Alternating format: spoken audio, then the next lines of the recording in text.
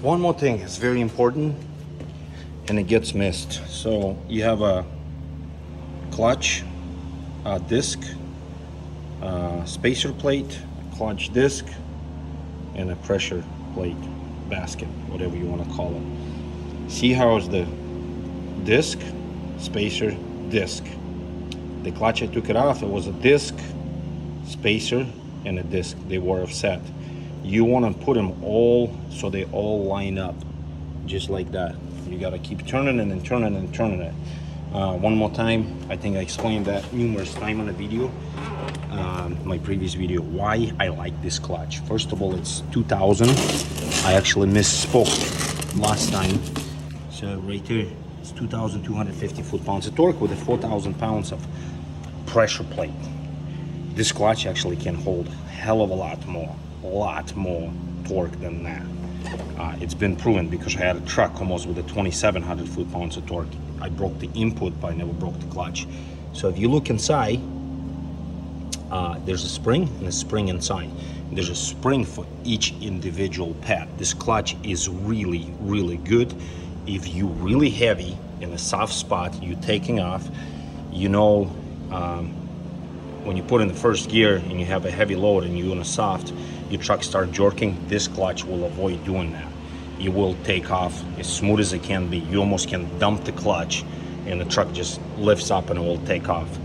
Another thing, see how there's a spline saver? So you have a splines on a disc and then as an insert, they're all separate. Let me take this off for a second. See, that's what it looks like. There's a spline saver, it's all separate. The only negative thing about this clutch, when it's new for a while, till it goes through braking period, this will chatter a little bit. The clutches will chatter on idle. If you idle on a very low RPM, it will have a little bit of chatter. But otherwise, is no issue. And look how big of a springs are compared to Ethan. I don't have an Ethan clutch. I already turned it in. It's a core, but this is a reman clutch.